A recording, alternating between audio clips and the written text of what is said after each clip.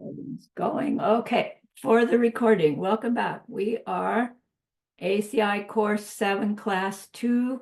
It's January 23rd, 2025. Let's gather our minds here as we usually do. Please bring your attention to your breath until you hear from me again.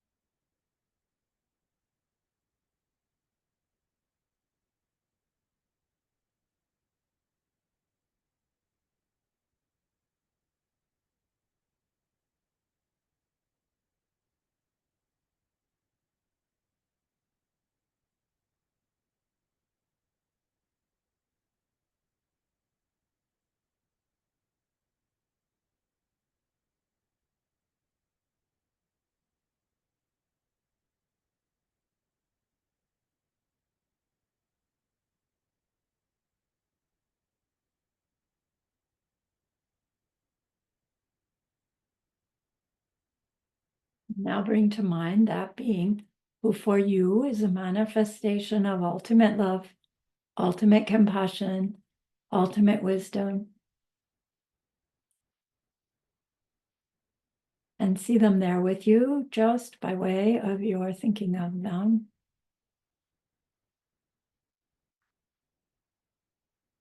They are gazing at you with their unconditional love for you,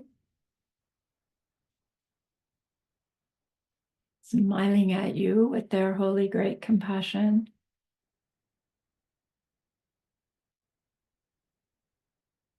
Their wisdom radiating from them, that beautiful golden glow encompassing you in its light.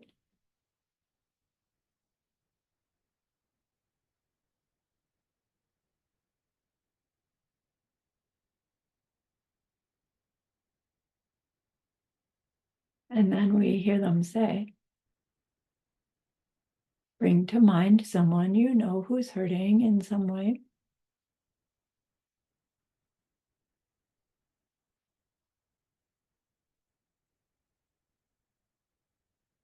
Feel how much you would like to be able to help them.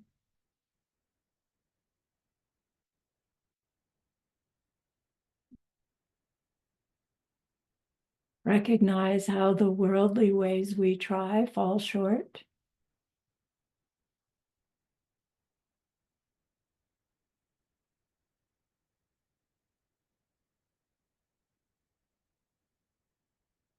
How wonderful it will be when we can also help them in some deep and ultimate way, a way through which they will go on to stop their distress forever.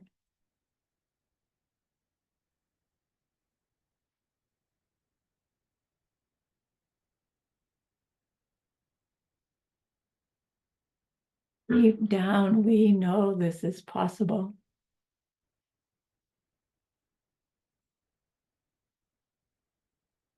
Understanding a little bit about karma and emptiness, we glimpse how it's possible.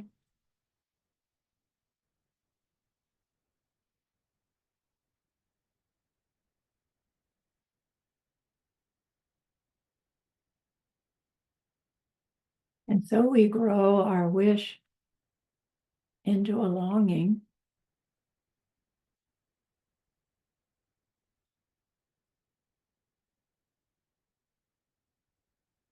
And that longing into an intention.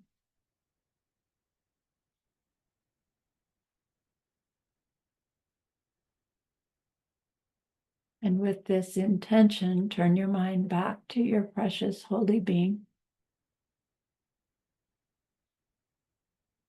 We know that they know what we need to know, what we need to learn yet, what we need to do yet to become one who can help this other in this deep and ultimate way. And so we ask them, please teach us that.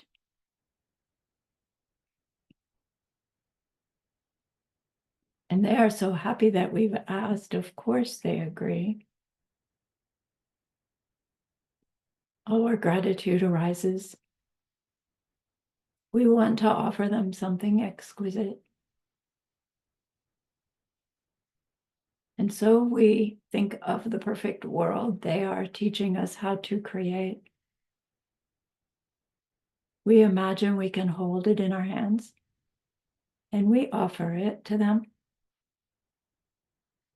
following it with our promise to practice what they teach us, using our refuge prayer to make our promise. Here is the great earth, filled with fragrant incense and covered with a blanket of flowers. The great mountain, 4 lands, wearing the jewel of the sun and the moon. In my mind, I make them the paradise of a Buddha and offer it all to you. By this deed, may every living being experience the pure world.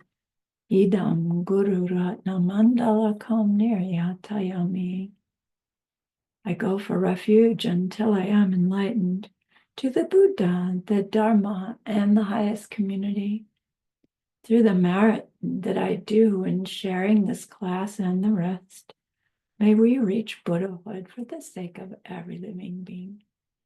I go for refuge until I am enlightened to the Buddha, the Dharma, and the highest community.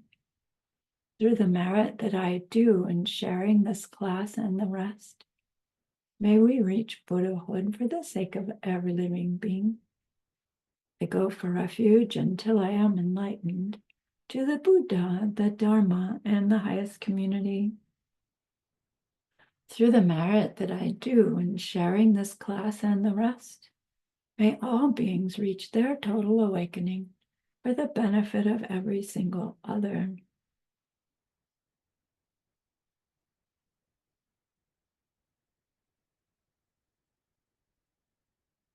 All right, so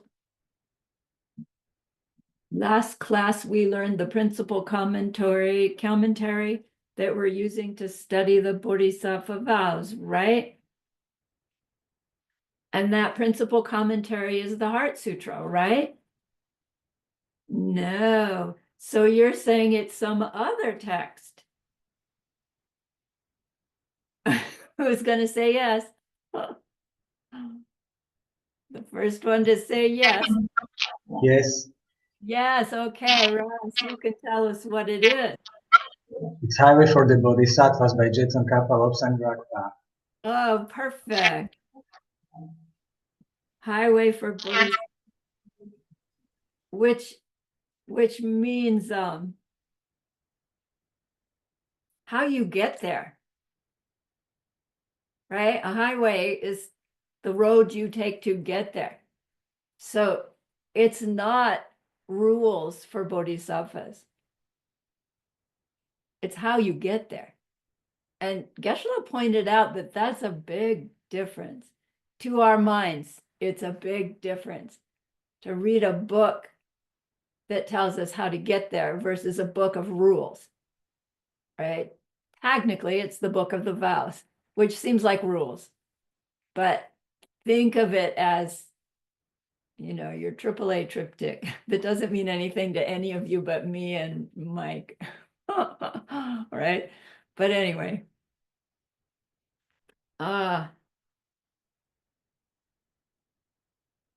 then we learned that there's another summary of the precepts that we'll be studying from. And that summary is Diamond Cutter Sutra, right? No, it's some other text, right? Francisco, what is that other text? Spring Shining Yields by String of Sun. the Sadrup. Yes, it's one Sawa Sad. Sewang Beautiful. From around the 1800s. And Geshe-la points out that he called his text a string of shining jewels, referring to all these different vowed behaviors we're going to learn. Shining, it's like this necklace, right? Of beautiful, valuable, attractive, precious necklace that we wear around our neck, right? Outside our clothing, so that other beings will actually see. And we'll learn about our bodhisattva vows, that we actually get an instruction in the vow taking ceremony to not advertise your vows. Like, I have bodhisattva vows and I'm keeping number 26 right now, but rather wear them like a beautiful necklace, meaning your behavior will reveal that you know something special, that you are someone special, right? Just by your behavior being these shining jewels, right? Like a necklace. It's really beautiful. You hear that insight into the title of a text that's basically, here's what you have to do. This, and this. Then your homework asked you for Lord Maitreya's definition of bodhicitta, the short definition. And I don't remember actually saying this is Lord Maitreya's short definition, because we know that already. But I do remember saying it. So I'm going to challenge you. Anybody remember it in Tibetan? We didn't do it in this class, but we were supposed to memorize it in, I forget which course, 2, I think. Anybody remember? Want to try? Yes, no, yes, no. Okay, how about in English?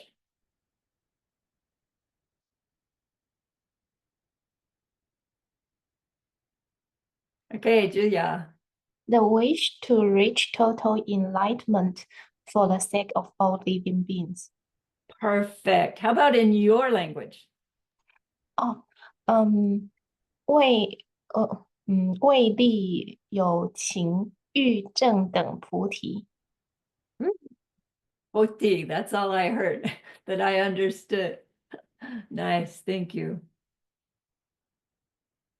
Changchub Sempe, Gendin Chir, Yangdak Zokpe, Changchub Duh. Remember that? Anyway, comes again later. Then, why do we want to get enlightened for the sake of all sentient beings? Because they're suffering, right? When in doubt, answer any question, because they're suffering. And we learned that there are three, all suffering in the desire realm can be found in one of 3 different types. And I want to make up a wrong reason of those types. One of the types is the kind of suffering you have at night. One of the types is the suffering you have during the day. And one of the sufferings is the type you have when you're dreaming, right? No, you're saying there are other 3 kinds of sufferings. Oh, Claire nodded her head. Okay, so show what are those 3 kinds of sufferings? The first kind is suffering of suffering. It's mental or physical pain.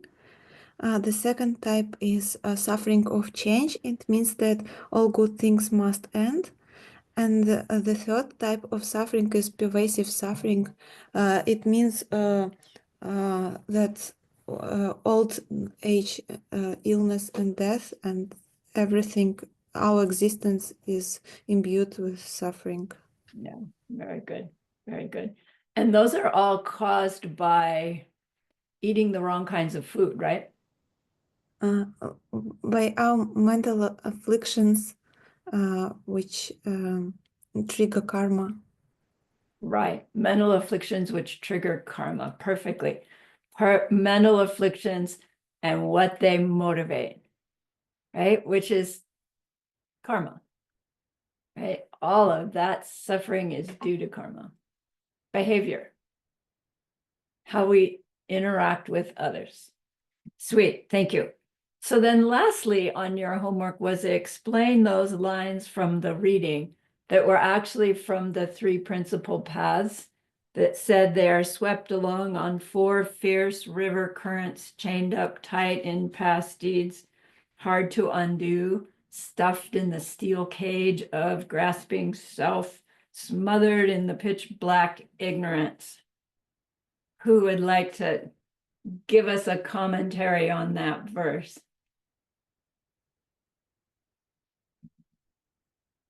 Anybody? Okay, Olga. Well, it's like meaning all beings have been our mother, and all they are like in this cycle of pain because of their past deeds. And meaning this steel cage is this grasping to self-existence. So basically, we want to develop this wish because we are the only one that can save them. Nice, nice, nice. So those 4 fierce river currents are the forced rebirth, sickness, aging in any order, and death, and then the forced rebirth, right? So we're stuck in that cycle, in that river, and further stuck inside a cage of selfishness because of our misunderstanding that that very river with the 4 currents is caused by the results of our behavior that's pushed by our misunderstanding where results really come from. So well said, Olga.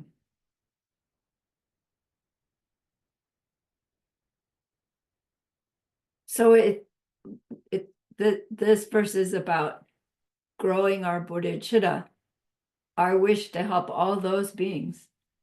Every single one is stuffed in that steel cage of grasping self, but you know what? So are we. So we recognize it for ourselves first and have had the goodness to hear someone say, look, it's unnecessary. It's a big mistake. We can not only get out of that cage, but disintegrate it completely. And then it's like, well, if it can do that for me, can't everybody do it too? And we come to recognize that, in fact, to be able to do it for ourselves, we need to see ourselves trying to do it for others who technically have to do it themselves. But without others, we can't do it ourselves in order to become the one that shows the others how to do it for themselves. Do you see, we all need each other. And in some very weird way, we all need each other stuffed in the steel cage. Like, sorry, we start there. And then, right, to grow the ability to help others, we try to help others, even though until we're omniscient, we can't help the others. But by trying, we create the goodness that sees our qualities grow to the point where we can, in fact, help the others. And by then, right, we've shown them how to help others. And so by the time we get there, a whole lot of other people are also getting there. maybe even ahead of us, because of our ability to help them help others, you see? So it really is this amazing, beautiful upward spiral that comes from just trying. And that's what's so sweet about this whole level, this whole morality that we speak about. It sounds so black and white. You either do your vows or you break your vows. And there is a component of that. But when we look at life and they say, oh, make other people happy, and that's how you get happy. Have you noticed that there's really nothing you can do that will make somebody happy, right? We can try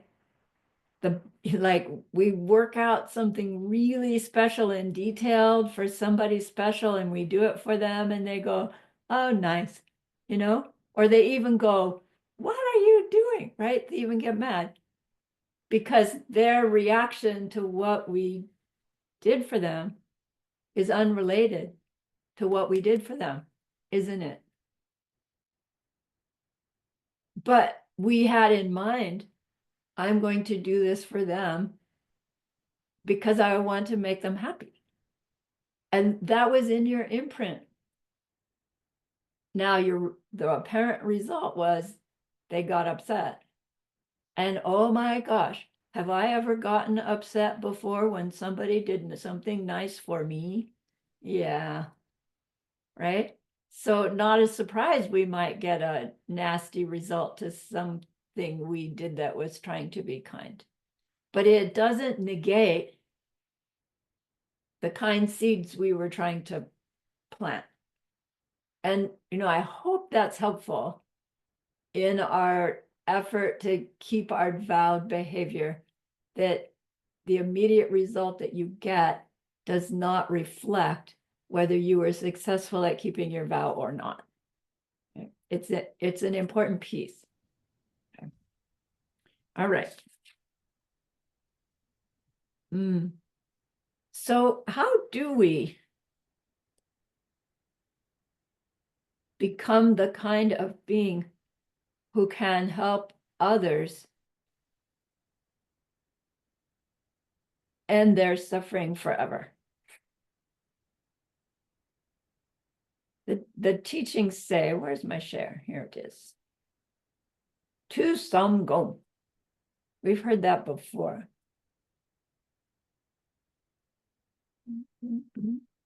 Everything blinks.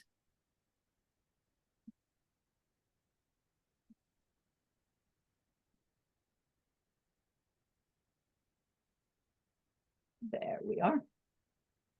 Tu sam gom.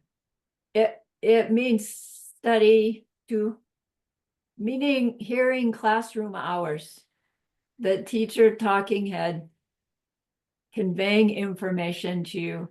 Geshe-la says just thousands and thousands and thousands of hours, because of the seed imprinting that we're doing while we're sitting there listening. So, you know, it relates to recordings, doesn't have to be live, etc. Lots and lots of study. The som means contemplation, meaning think about what you just learned. Not just memorize it, not just do the homeworks, although do the homework, but really think about the ramifications of it. You know, do I agree with it? Is that what my life shows? Think about it. And then gom means meditate. Meditate on it. The term gom does mean meditate, but it means meditate in the sense of habituate to. And I love that version of the word. You know, meditation means deep single-pointed concentration on the object such that you can penetrate to its true nature.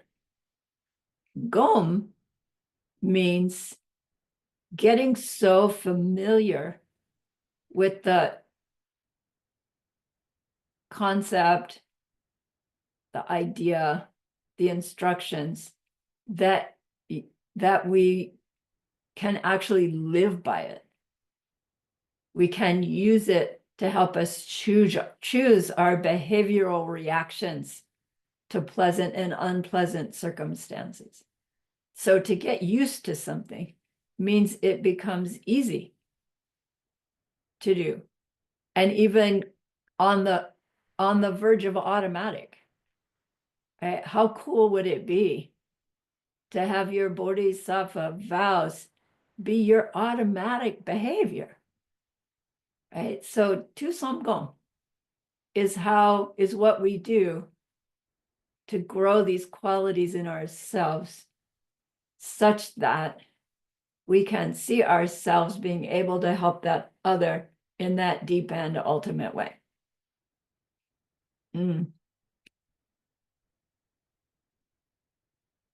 The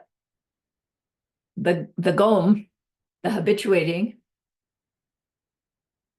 when we say that the habituation shows in our behavior choices, what we're talking about is morality, discipline. Every interaction we have with an other has some component of morality in it. So what does it mean? Morality. What does it mean? Virtue and non-virtue, good karma, bad karma. We finished course 5 a little while ago, and we learned those definitions of white karma, black karma, neutral karma, good karma, bad karma, and merit, didn't we? And they were pretty specific. The bottom line being a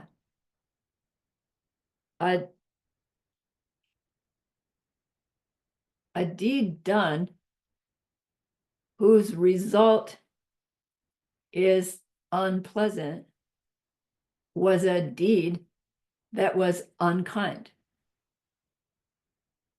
And a deed done whose result is pleasant for us, for the doer of the deed, was a deed done with kindness.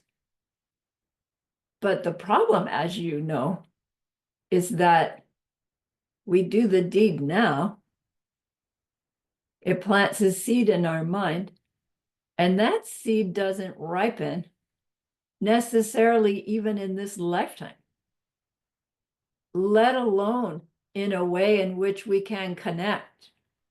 I did this deed, I got that result. We have an automatic state of mind that says, I do this deed now, and the next thing that happens is its result. I stick the car key in the ignition. I turn it. The next thing that happens from turning the key is the car starts up. Therefore, turning the key must start the car. Is that true? It happens, but it is not, in fact, cause and effect. It seems like it's cause and effect, but there comes a day when you do that same thing and the car does not start, which, if it ever happens differently, then that means that that action is not, in fact, the cause of that result, because it means it was depending on something else that wasn't there that one time. Yeah. Okay, so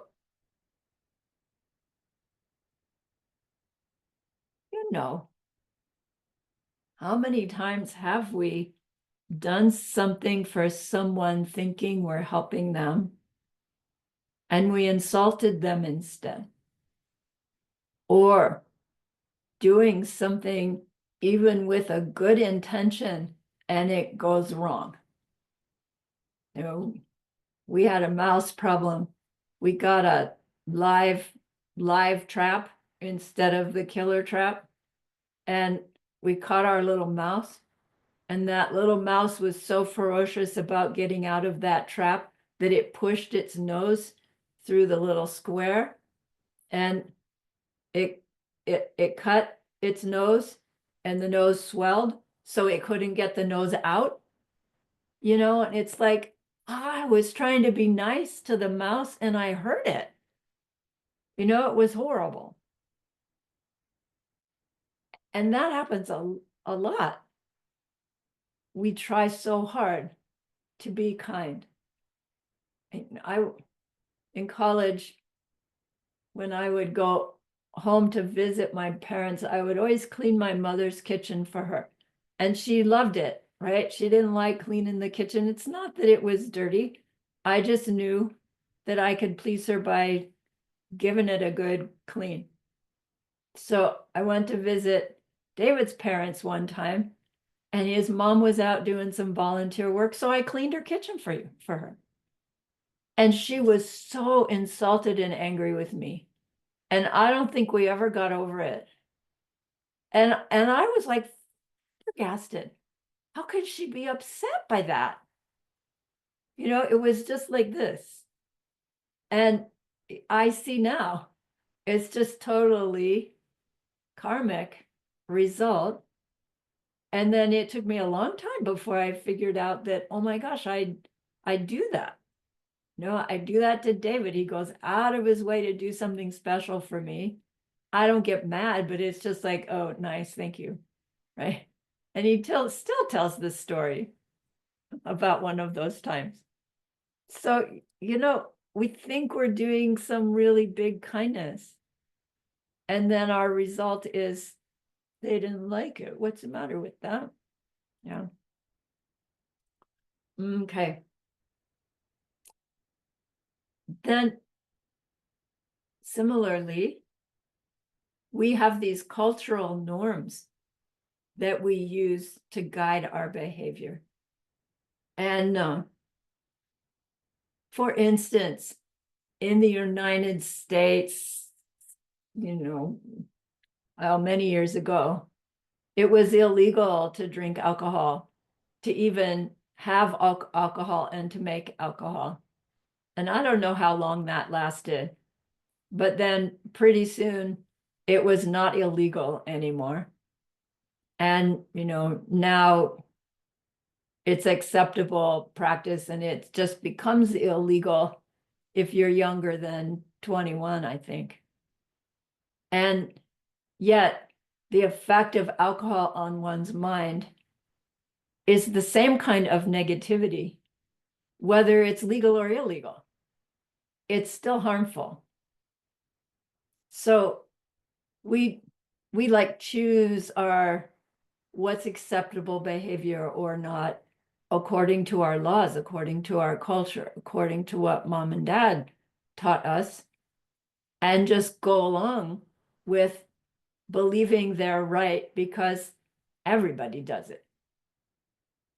And again, it's like how the seed is planted governs how it's going to come back.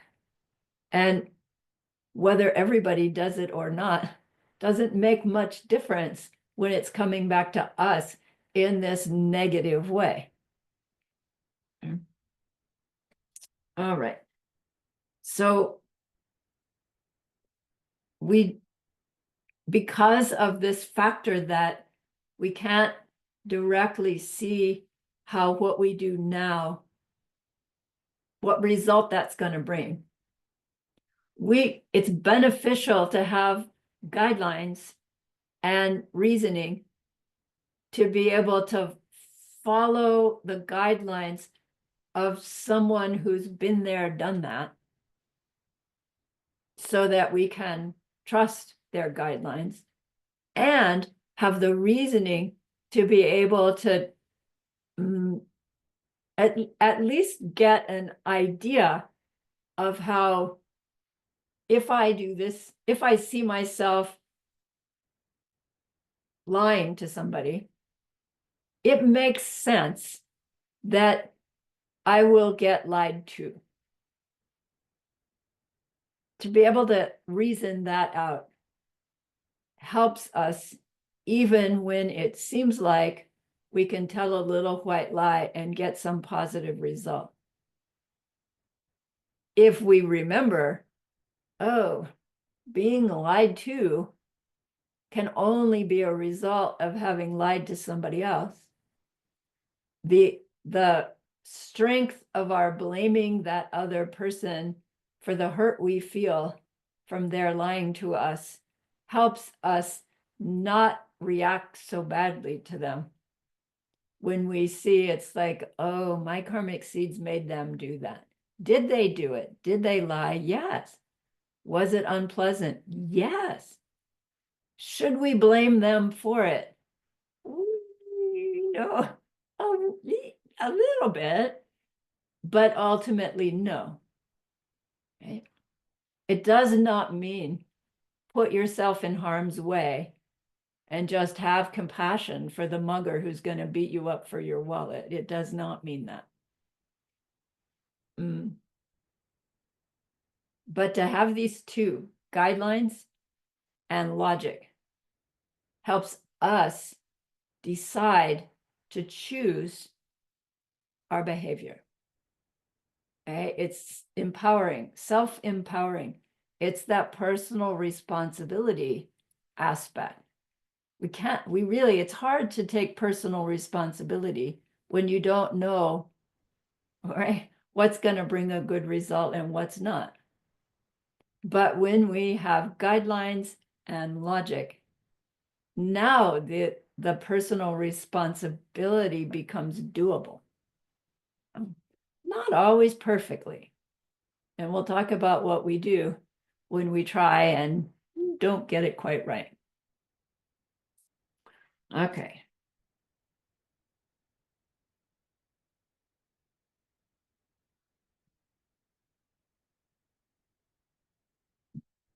So we're talking about morality because every circumstance of me and my world is the ripening results of some behavior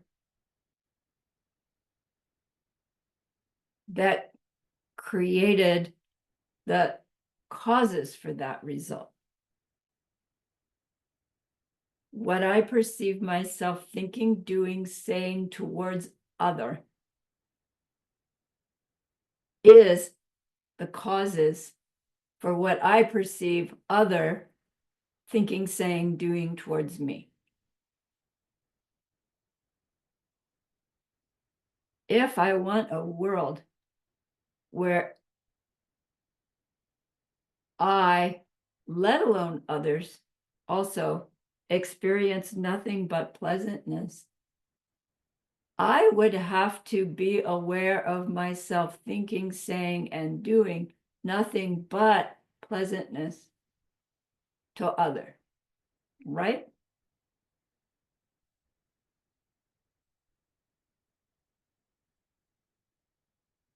Doing pleasantness towards other is what we mean by morality. Being kind is what we mean by morality. No, not following rules, not having laws. It's just plain choosing kindness to the best of our ability, no matter what. And that's the hard part. The no matter what is the hard part.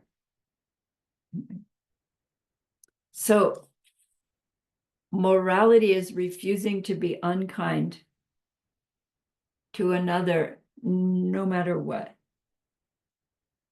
Being kind, no matter what. And our ordinary human mind, yeah, but what about me? yeah, but they're gonna take advantage of me. Yeah, but I'm gonna get walked on. And it's like, only if we have taken advantage of others, walked on others, right? Okay. So Jetson Kappa teaches us that there are 3 types of morality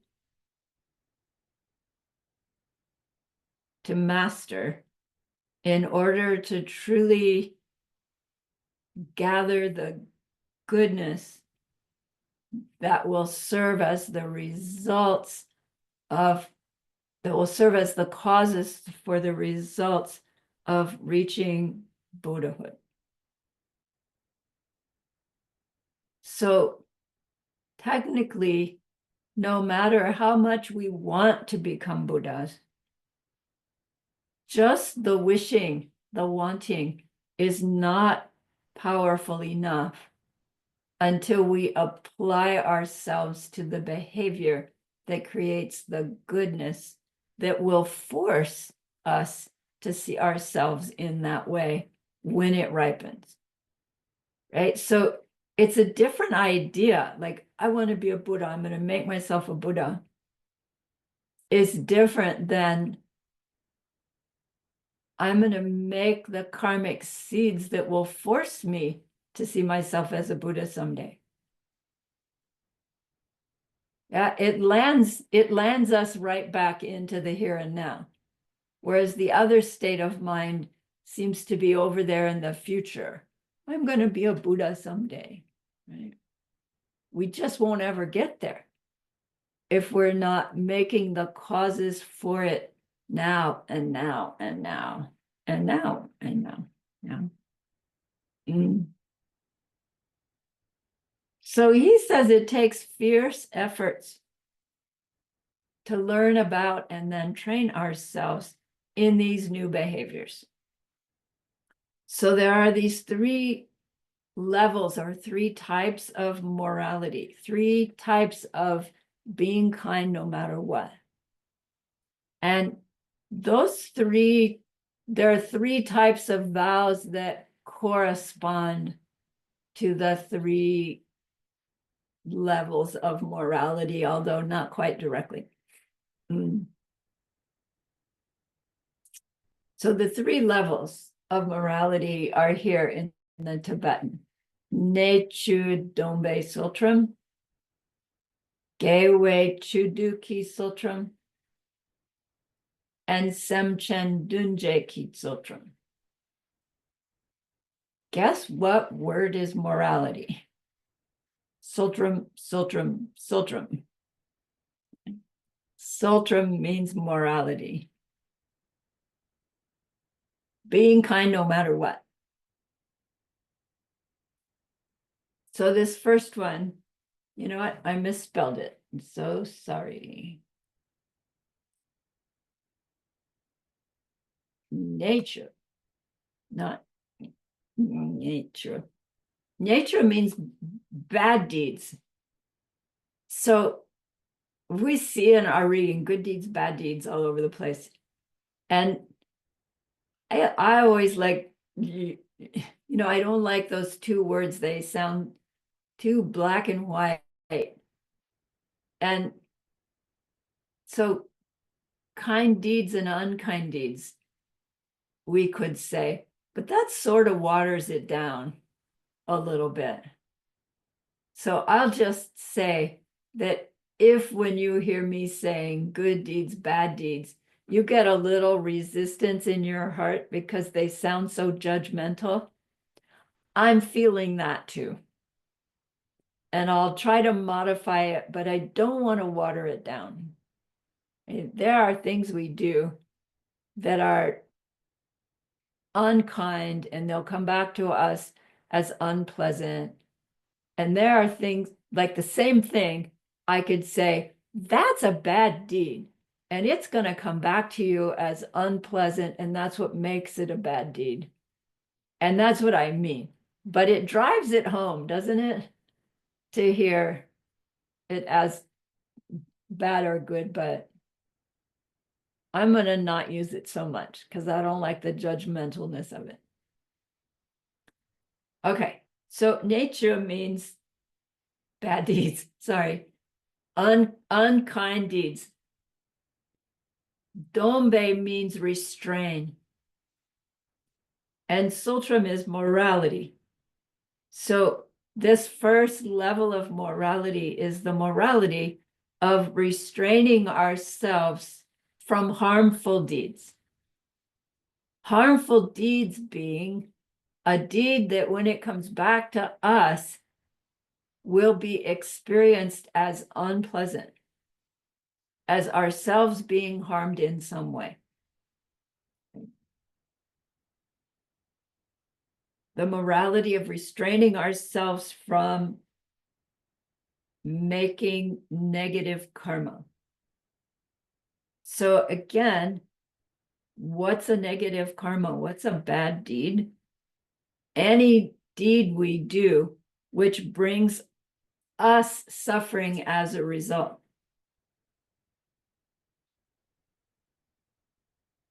It really doesn't include the other. What makes a karma a negative karma is that when it comes back to us, we will not like it. It's really simple.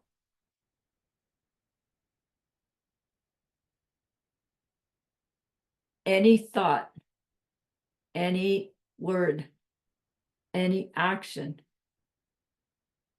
that brings harm to others or yourself is said to be a bad deed, a negative karma. And Geshe-la says it's saying the same thing. To say a deed that brings harm to another and a deed that brings harm to myself, those are synonyms, aren't they? Okay. So when we have these vows that we choose to follow, it's not because Buddha gave us these rules and we have to follow them because Buddha gave them to us. It's not because Buddha will get mad at us. It's not because God will get mad at us. It's because those deeds make imprints in our minds that must bring about a result that will be similar and bigger, right? Okay. So there's two parts to this first level of morality, the morality of restraining from harmful deeds. The first part, or like give yourselves two categories in this kind of morality, is the avoiding the 10 non-virtues. So Buddha teaches there's 84,000 mental afflictions that motivate our behaviors. And then Geshe-la pointed out, they say there are 84,000 Buddha's teachings. Do you think that's a coincidence? And I don't think every teaching addresses one mental affliction, but there's something about that number. And actually, we'll learn more about numbers later, long time later. So out of those 84,000 mental afflictions, there are apparently these top 10 that instigate all the other 83,990. So if we can work with those 10, all the rest becomes secondary. And we know these top 10 non-virtues, right? Like David Letterman. There are 3 of body, 4 of speech, and 3 of mind. Remember?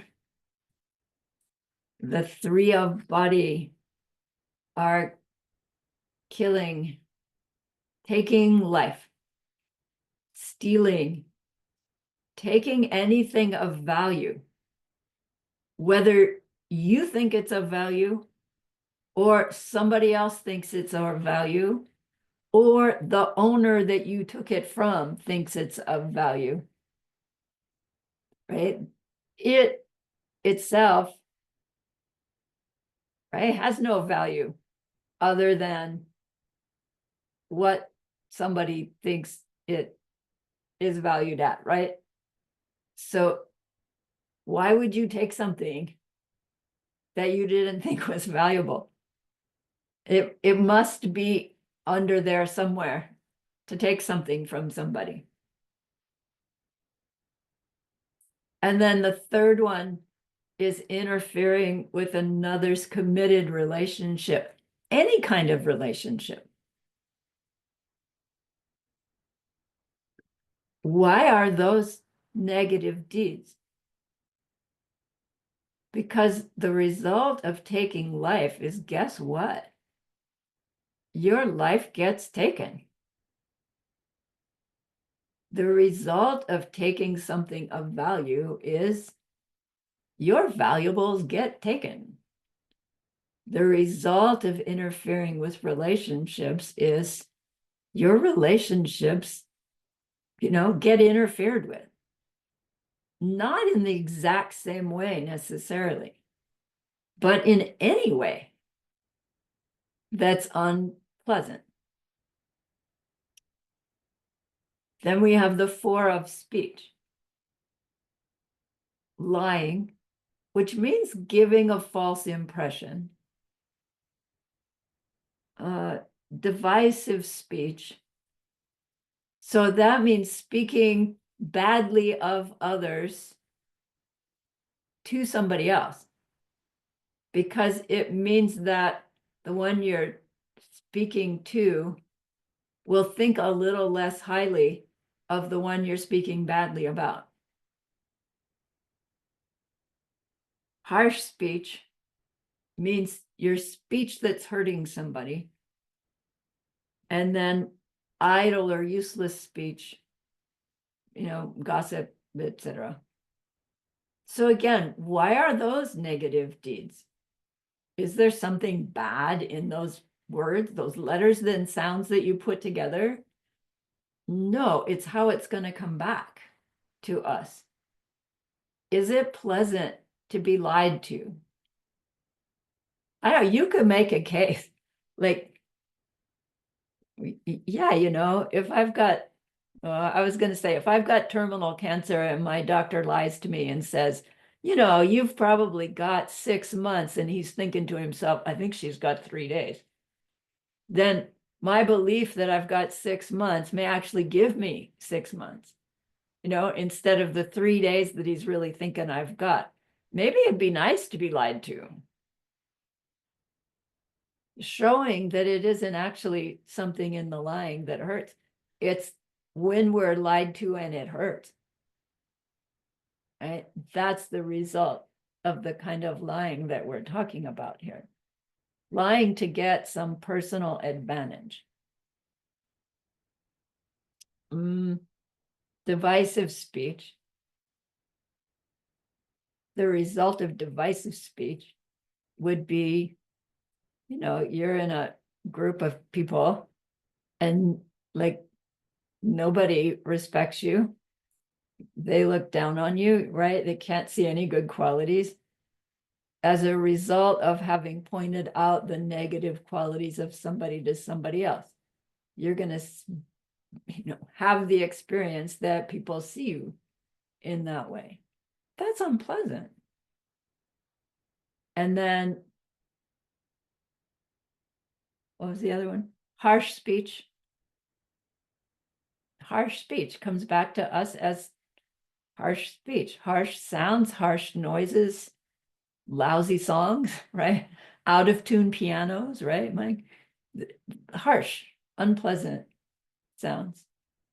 And then idle, useless comes back to us as, right, useless, boring, uninterested, in what's going on. Our own mind ripens that. All right, and then the three of mind. Coveting or craving is the first one. Ill will is the second one, and wrong view is the third one. And all of these have various levels of meaning.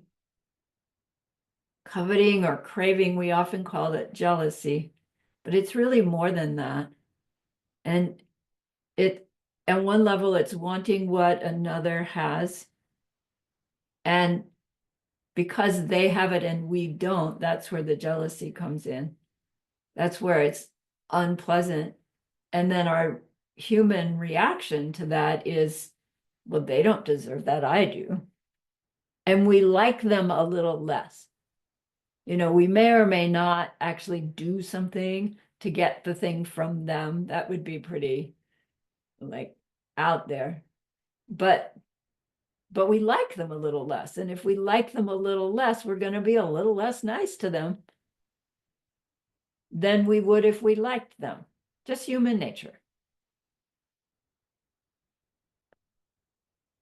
So another way of saying this craving or coveting is being unhappy when someone gets something they want or they get something that you want. Just being unhappy. Then ill will is being happy when someone else gets hurt. So usually we're happy when the someone else who's getting hurt is somebody we don't like, or somebody who has hurt us. And it's like, yeah, right? They made that karma because they hurt me. And we're even rejoicing a little bit in their ripening negative karma. Whose karma is it to see them have that? Yeah. Oh, shoot, man. I thought I had it worked out right, so I could blame them for their own bad karma. Then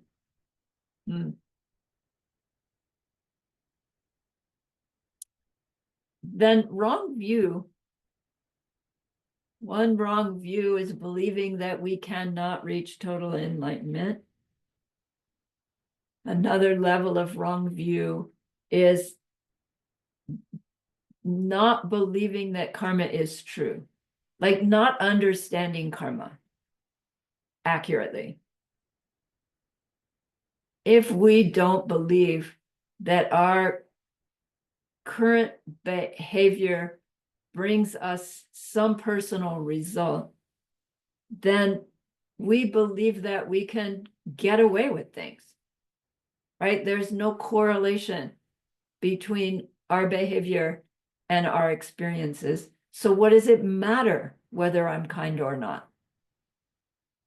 Right? Without understanding this correlation of behavior and experience, morality just goes out the doorway.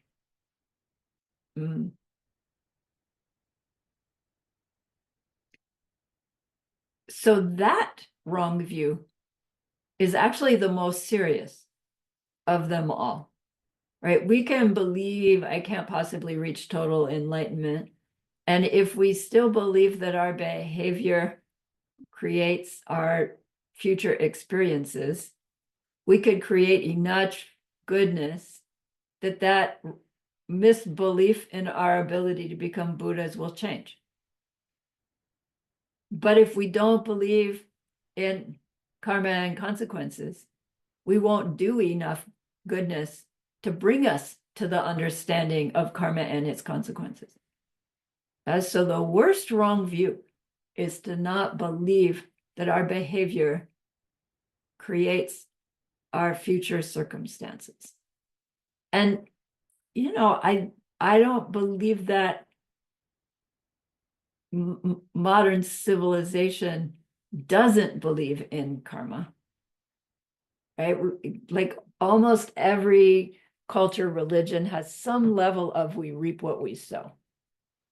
It's just on a pretty superficial level. And fortunately, we have the goodness to have heard a deeper explanation of that, such that we can apply our own reasoning to see how that truth, we reap what we sow, applies to every moment and every circumstance. And again, it puts some personal power into our own hands.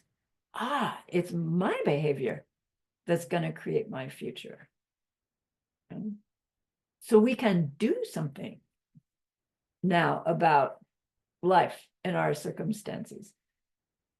Then the leap of faith is, how long is it going to take before I see the result? Right? I'm working on some things that it just seems to be taking a really long time. It's getting frustrating.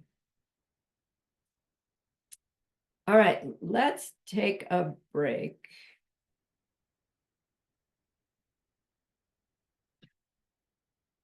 And we'll go into the second level of morality. So I'm going to stop my share so I can pause the recording. I'm talking to the recording there. Recording again.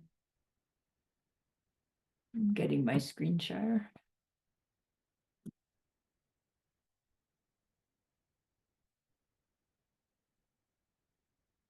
All right. So we're still inside this first kind of morality, the morality of restraining from harmful deeds. We had the basic ones, avoid the 10 non-virtues. And then the second category of this is called vowed morality. Geshe-la did not give us the Tibetan, but I think it's, it just escaped me. Dowa Sutram, which means vowed morality. So we don't take vows to avoid the 10 non-virtues because we wouldn't be able to keep them well enough. The 10 non-virtues are so, what's the word? Ubiquitous. But we do get specific vowed morality to follow that we can keep at least well enough. So there are 8 kinds of vowed morality. So vowed morality means you take a vow in front of someone that says, I determined to avoid these behaviors. And then our task is to actually avoid those behaviors. So in order to prepare our minds for receiving our bodhisattva vows, the scripture says we would want to have been working with one or more of these 8 vowed moralities for some period of time, because in doing so, we would be planting a lot of goodness that would help sustain our ability to receive the bodhisattva vows and to be able to live by them. So that's why we're talking about these 8 kind of vowed moralities. So number 1, not meaning the first one that you would take, but the highest of them, I suppose you could say, is a fully ordained monk's vows. There are 253 vows that a fully ordained monk lives by. We'll learn more details in course 9. Second one is fully ordained nun's vows. Nuns get 364. And we tend to go, why do nuns have more? But recall that the more vows you have, the more goodness you make, and the faster your progress. So it's like, yay, we have more vows. Then third is called intermediate nuns vows. They get 42.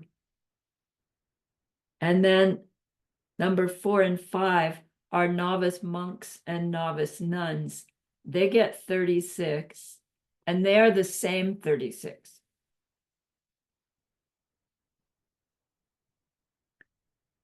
So those are all ordained people vows.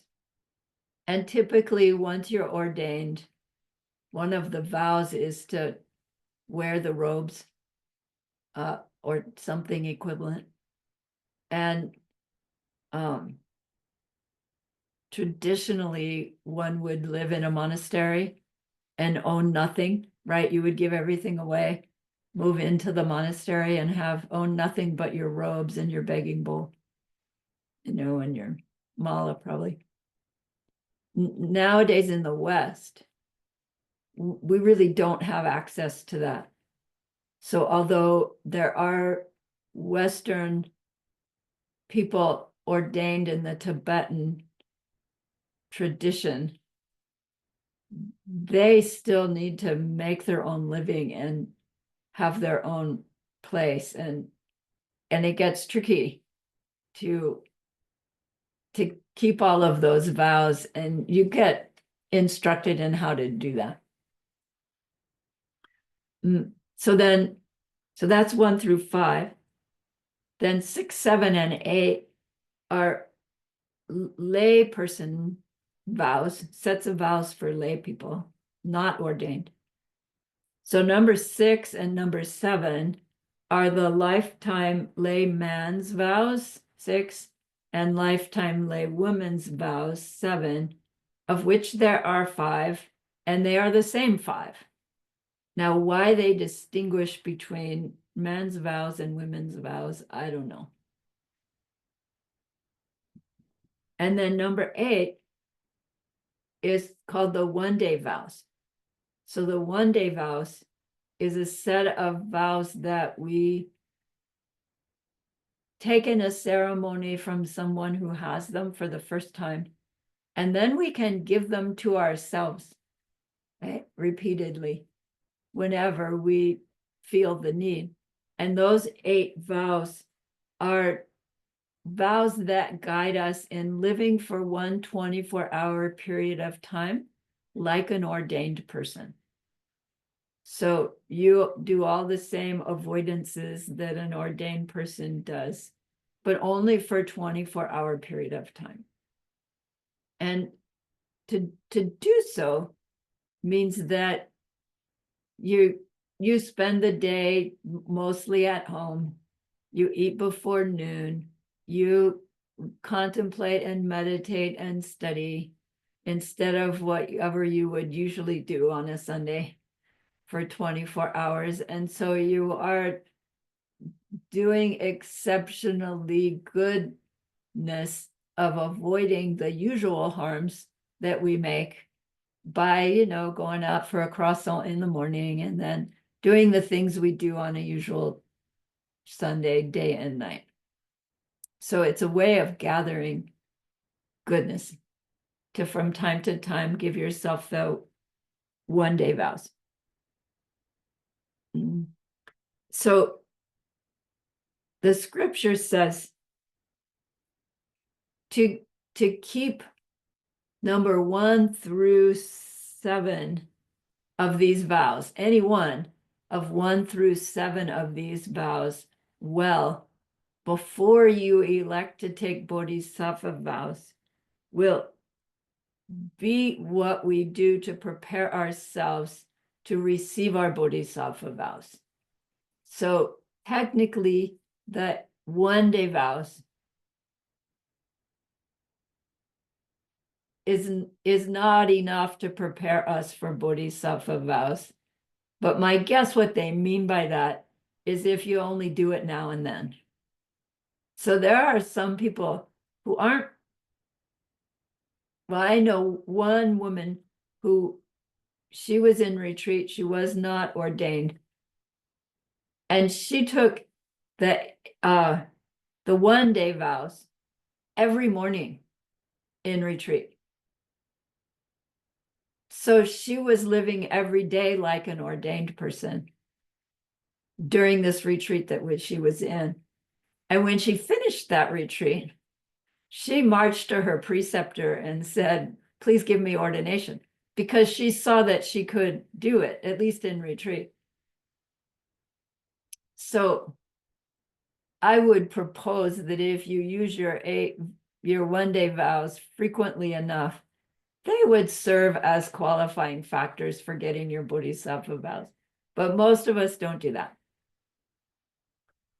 So that said, typically in one's Buddhist career, if you weren't born into Buddhism, you would ask for formal refuge, in which we get given 12 refuge advices. They're not vows. They're often called vows, but they're not. And we practice living according to our refuge advices for a while. We learn more. And at some point, we learn about the 5 lay vows.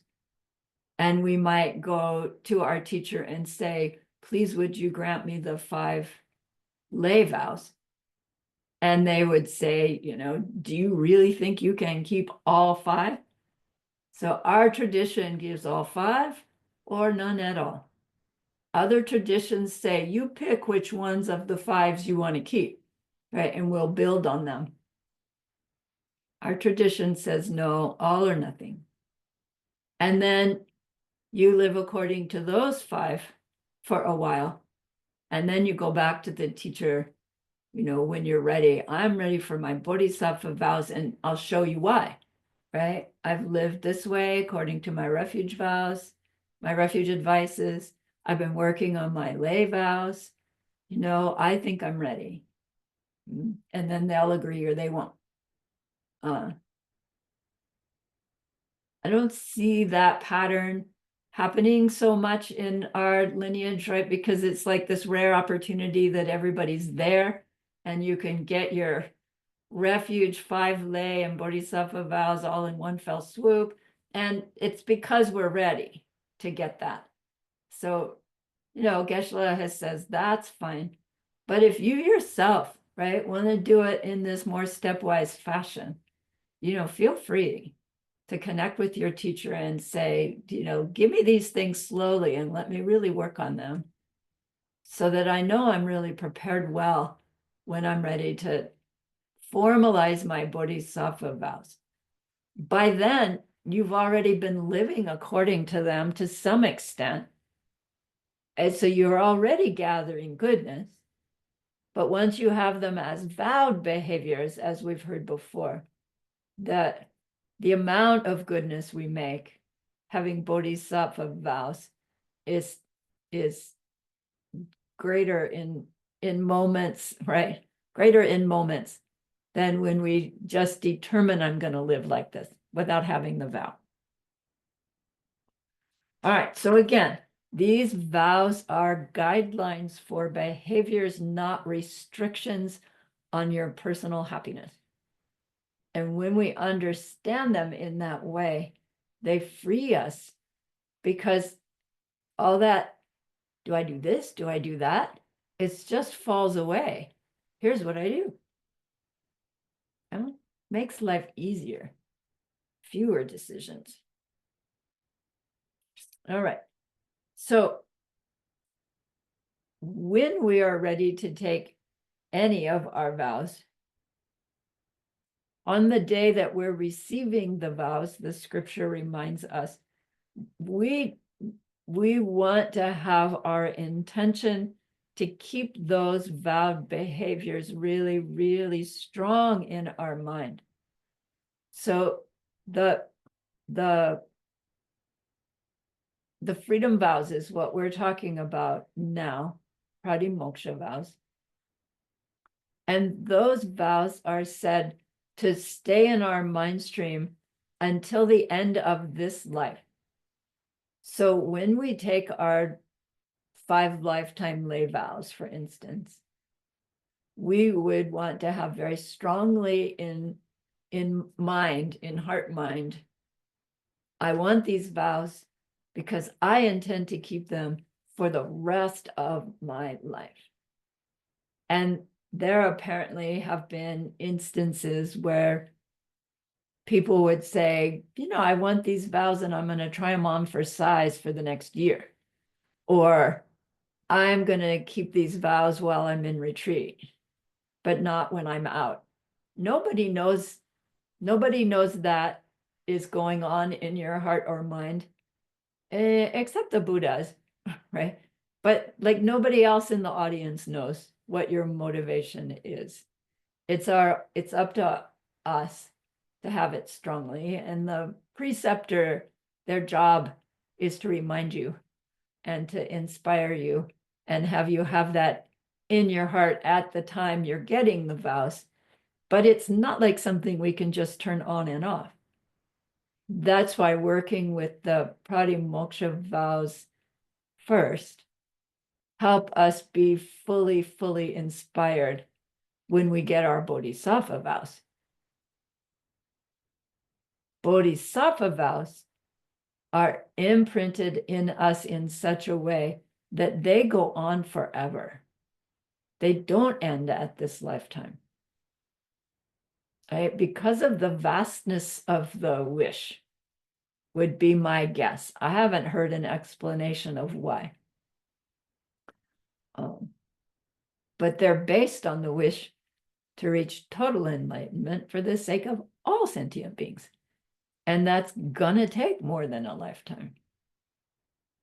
Okay. All right. So that brings us to the second level of morality, Gewe Chiduki Sutram. Gewe means goodness. Chudu means collecting. So this morality is the morality of collecting goodness, kindness.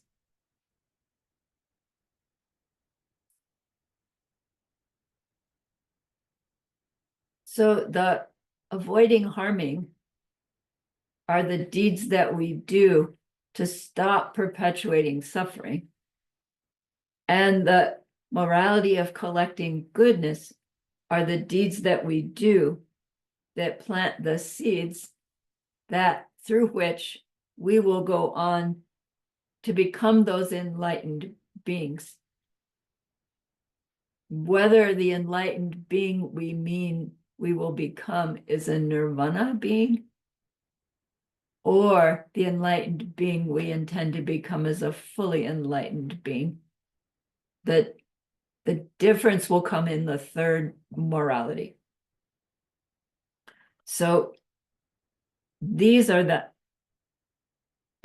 are how we collect the two great masses of good energy that will push us to nirvana and beyond eventually. So this is the method deeds and the wisdom deeds. In our dedication prayer, we dedicate that other beings collect I'm blanking out, the collections of merit and wisdom that make the two ultimate bodies. So this is what we're talking about here. The method deeds means collecting those good deeds that will bring about the physical body of our Buddha. And the wisdom deeds are collecting the wisdom that will bring about your mind of your Buddha you.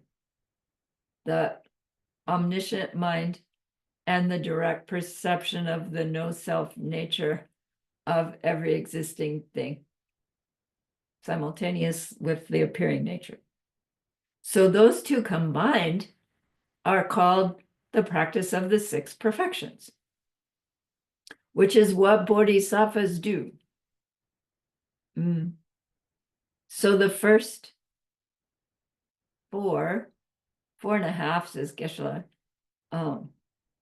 make up the method deeds, our practice of giving, meaning, yes, money, yes, material things, but also giving love, giving protection, giving the understanding of how to change their world, giving the Dharma. The deeds of morality, here refusing to be unkind no matter what. So meaning doing the previous level of morality, but now with this a little higher motivation. The third, not getting angry when our natural habit would be to do so, right? Not getting angry doesn't mean suppressing that feeling of anger when it comes up. It means there it is, but I'm not going to do what it's making me think I should do. And every time we don't react in the way our anger says we should react, we've burned it off and planted something different. Eventually, the situation will be there and that feeling won't even come. But it takes time. Okay? It takes repeated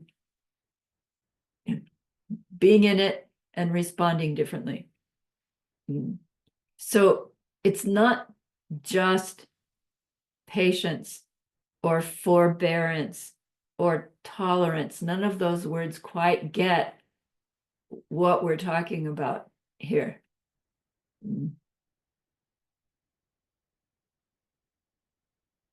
Then the fourth one is joyful effort. Having a good time doing our good deeds, says Geshe Michael.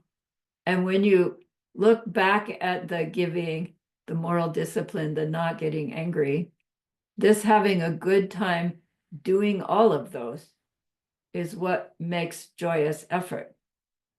And, you know, at first we have to push ourselves to give more and more of ourselves. And it's not so fun. But as we get less and less attached to our things, to our time, to our reputation, to whatever it is that we're using to give, it does get more fun to be sharing what we have, who we are. And when we're less attached to our stuff and our time, it's easier to choose not to be unkind in a situation where somebody's threatening our stuff.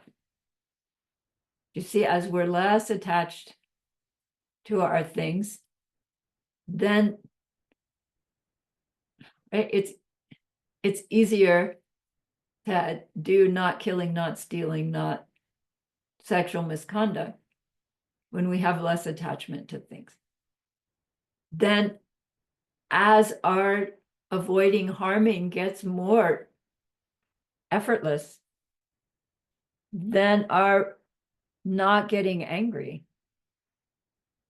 gets easier as well, because our blaming the others factor has been chipped away at on our perfection of morality.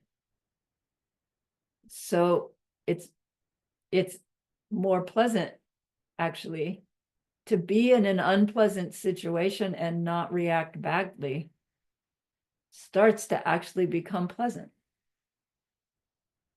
So you're having a good time when good things are happening, you're sharing them. When bad things are happening, you're burning them off and planting something different. And you're just enjoying yourself, regardless of your outer circumstance. The first four, creating the seeds for your physical body of Buddha, which will be the body that's enjoying its own paradise, and the body that's emanating as what anybody else needs or wants at the moment. Cool. Then concentration and wisdom are cultivated, the concentration is cultivated so that our mindfulness in our giving, moral discipline, not getting angry, joyous effort increases. And as that mindfulness increases our goodness, our concentration on our cushion gets deeper. And those feed each other to the point where our concentration on our cushion can be at the level from which we can turn our minds to the true nature of our object of contemplation, getting deeper and deeper glimpses into the empty nature and dependent origination nature of every part of every moment of the three spheres, right? Growing our wisdom all the way to the direct perception of ultimate reality, from which we can now do our giving, moral discipline, not getting angry, joyous effort, and even meditative concentration with the wisdom that we now have, that before we were cultivating, right? So this beautiful cycle, again, comes up.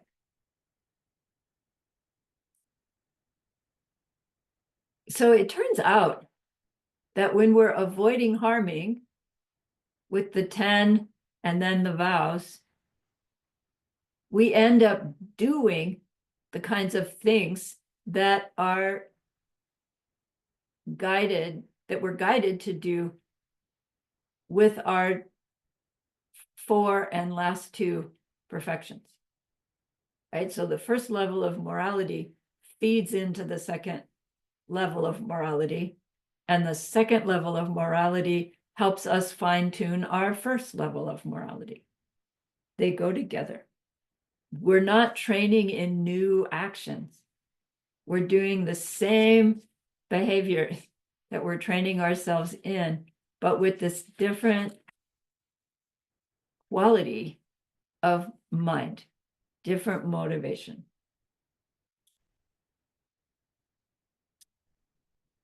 Okay. So the third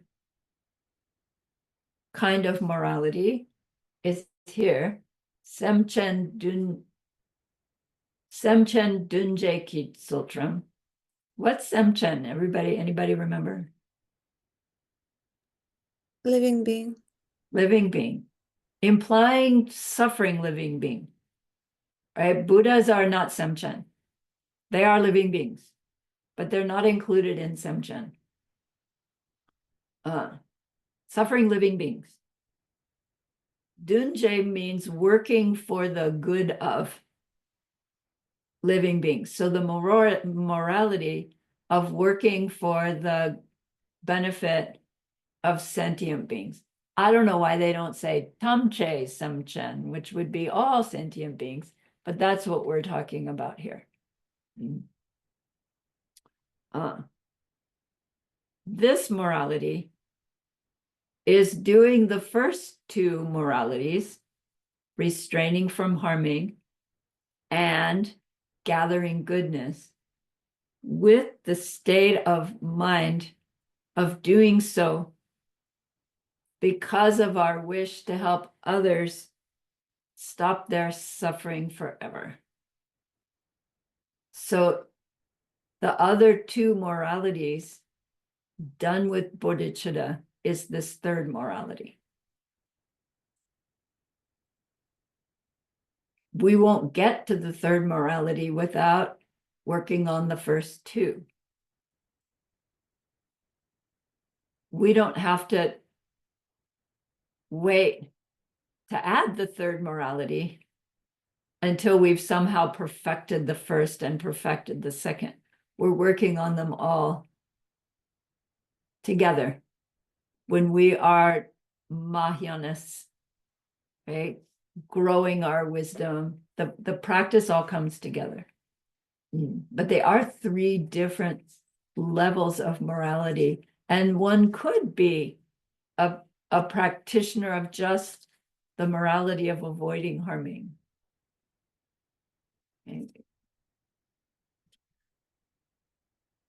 So again, to review, the three types of morality are the morality of restraining from harmful deeds, the morality of collecting goodness, and the morality of working for the good of all others.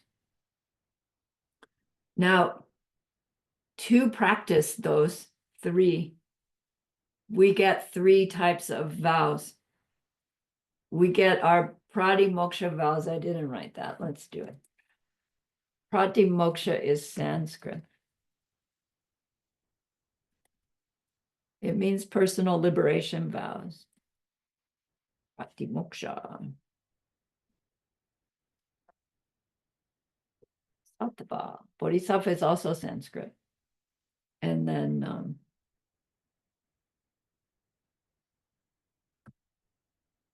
I'm going to squeeze it in here.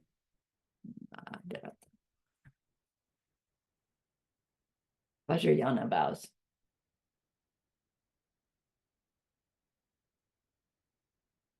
So these don't directly correlate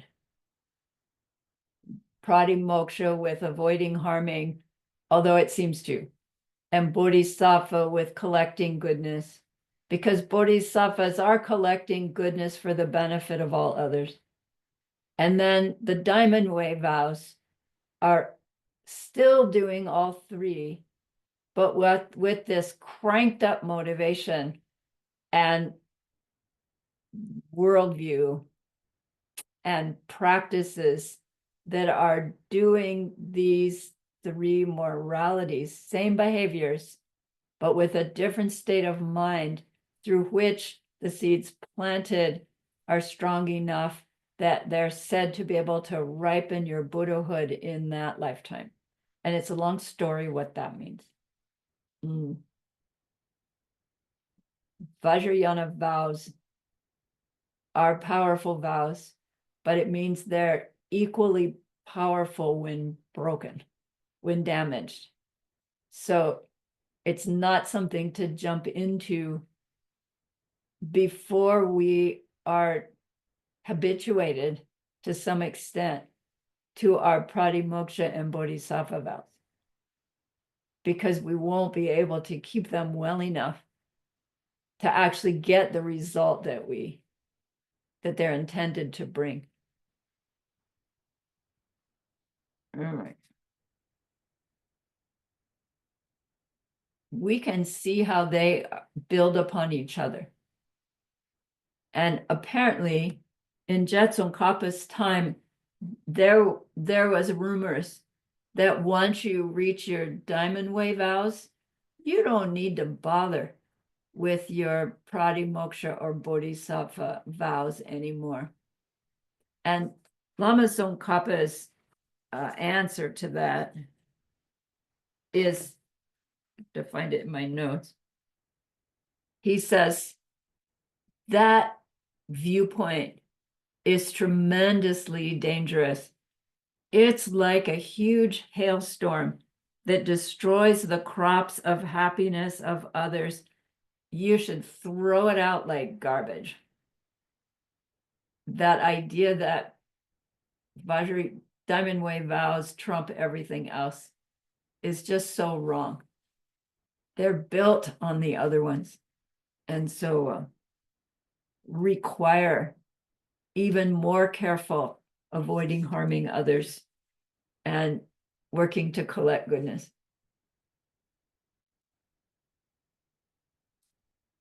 All right, I have a little bit more to share that doesn't have any vocabulary, so I'll get rid of that. So there are 4 advantages to taking a vow to do these behaviors. Meaning the benefits of having vows. This is called the 4 wonderful qualities of vows.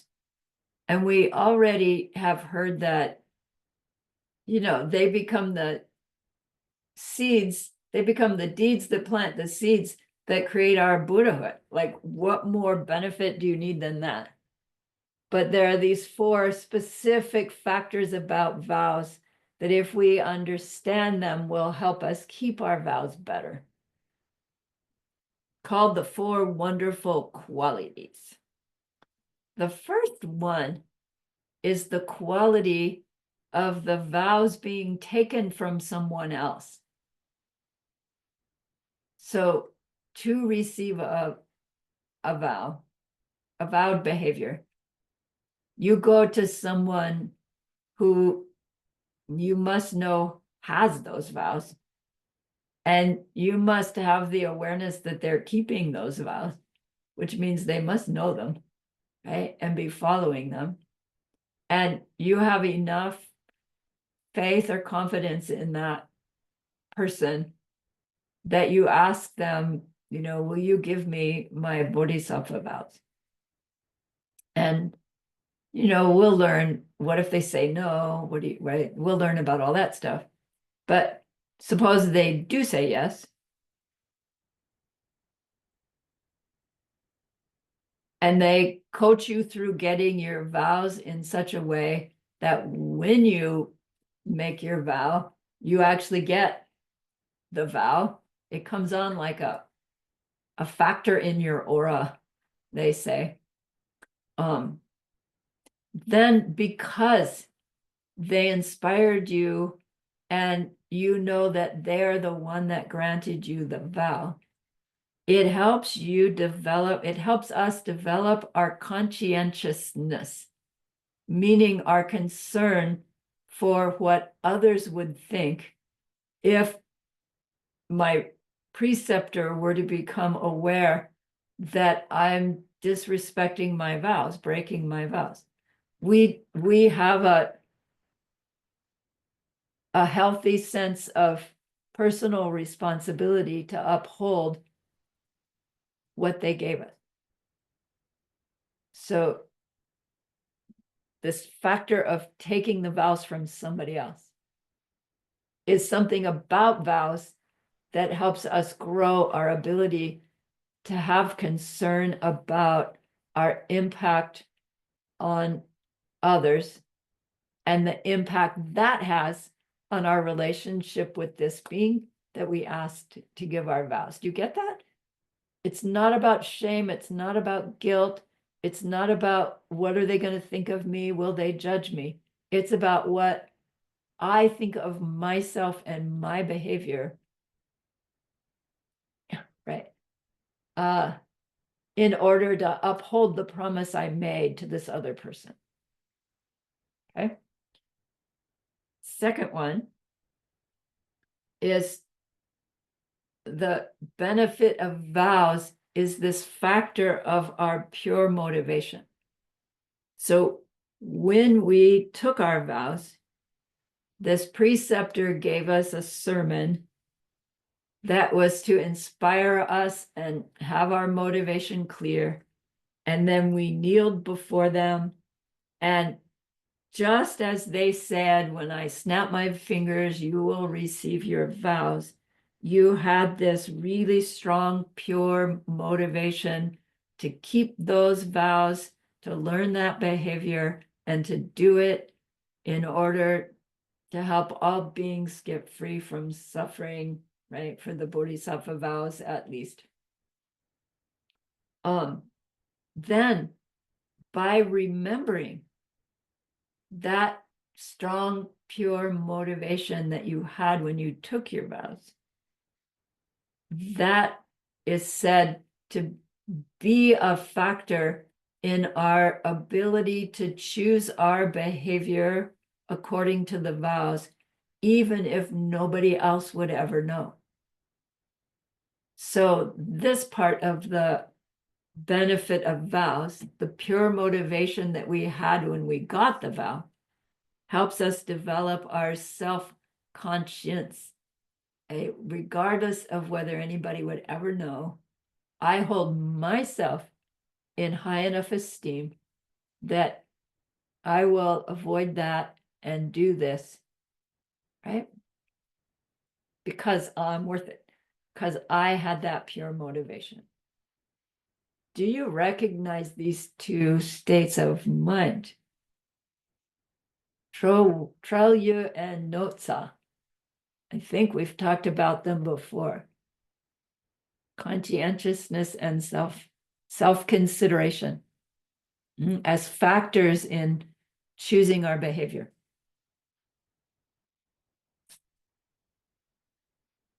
Third factor about vows, which is their good quality, is that they are fixable.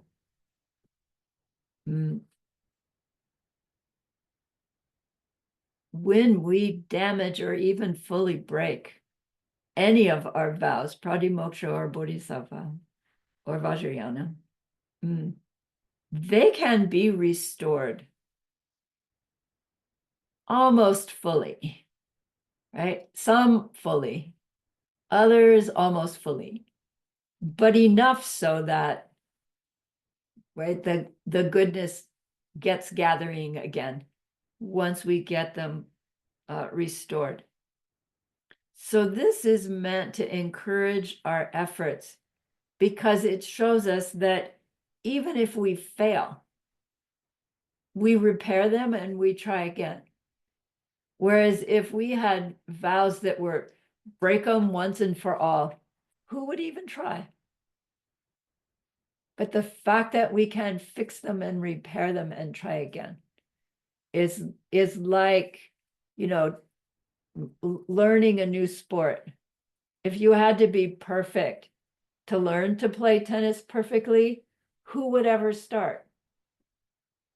But you're expected to make all kinds of mistakes and then learn from our mistakes. So in this way, vows being repairable encourages us to just try, even if we fail.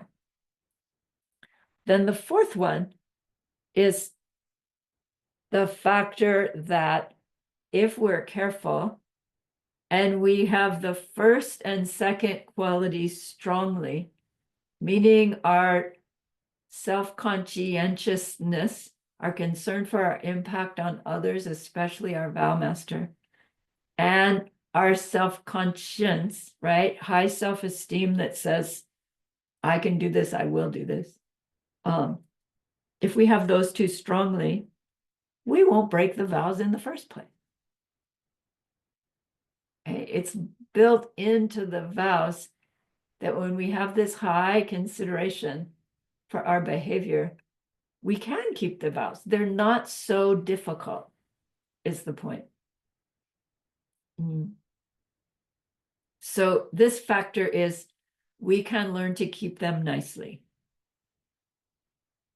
So these four good qualities of vows, what's it called? Four wonderful qualities. They help us develop our conscientiousness. They help us develop our self-conscience. They encourage our efforts because even if we fail, we can repair them. And we learn to keep them nicely if we have factor 1 and 2 strong in our mind. Okay, last thing. I do need my share.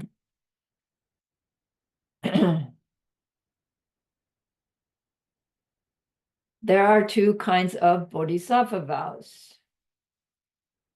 Not meaning two different kinds of bodhisattva vows, but within our bodhisattva vows, there are two categories. One is called the tsatung, and the other is called the nyeje. Tsatung means the root downfall. There are 18 root downfalls. The vows are called downfalls because when we break them, we fall down. Like literally, if we leave them broken, we fall down to a lesser realm next lifetime. If we don't leave them broken, right, we repair them. We have fallen, like in our efforts, and we pull ourselves back up, we repair them, and we start again. And then the nyeje, nye means bad, and J means did, not deed, but did bad. So we have root downfalls and we have did bads, which means they're not quite as bad as a root downfall, but it is something I did that damaged a vow, which means it's going to come back to me in a negative way, right? So it really means perpetuated some suffering there. So the scripture says all bodhisattva vows fall into one or the other of these two categories. They are either a root vow, or a did bad vow, implying that there are no other bodhisattva vows than that. Because apparently over time in the tradition, additional bodhisattva vows got added along the way. And when Jetsun Kappa did his clean up everything, he recognized that, oh, wait a minute, that wasn't a Buddha's one. So he points out that there are 18 root downfalls and 46 secondary downfalls, and no more and no less. And that the root downfalls require 4 factors to be present for them to be for the behavior to be a full break. And when one of those 4 is missing, then that behavior falls into the category of one of the secondary downfalls, the did bads. So basically the behavior categories are all the same for root downfalls and secondaries. It's just to what extent we were fully mistaken, fully mentally afflicted when we did the deed that qualifies it as either damage to a root vow or damage to a secondary vow. And the rest of this course will be learning what those 4 factors are and how a secondary vow comes out of these different states of mind that are missing all 4.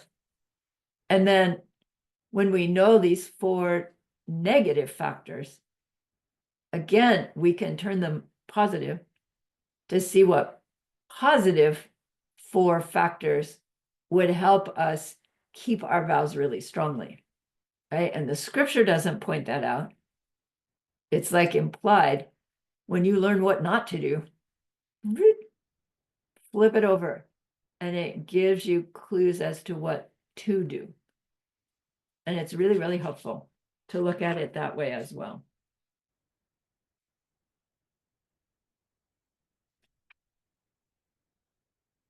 Done.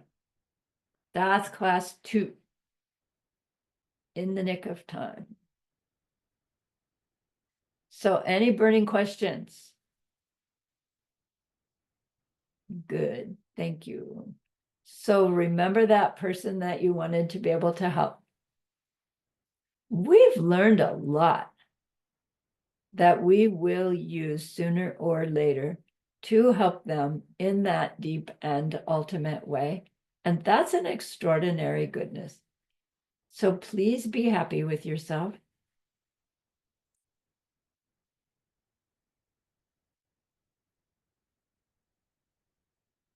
And think of this goodness like a beautiful glowing gemstone that you can hold in your hands.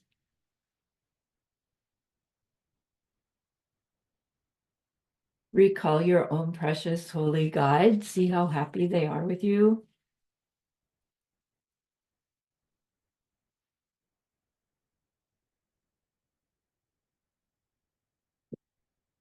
Feel your gratitude to them, your reliance upon them. Ask them to please stay close, to continue to guide you, help you, inspire you. And then offer them this gemstone of goodness. See them accept it and bless it.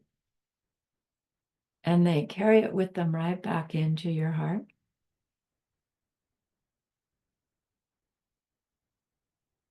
See them there, feel them there. Their love, their compassion, their wisdom. It feels so good, we want to keep it forever. And so we know to share it by the power of the goodness that we've just done. May all beings complete the collection of merit and wisdom, and thus gain the two ultimate bodies that merit and wisdom make. So use those 3 long exhales to share this goodness with that one person. To share it with everyone you love.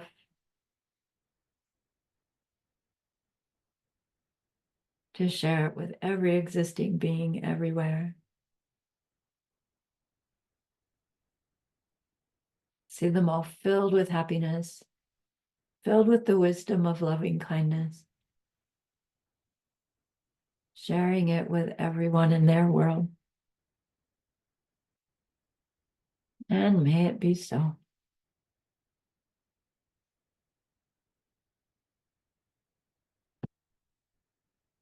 Okay, thank you very much for the opportunity to share. I'm stopping the recording. Have a nice weekend. See you Sunday.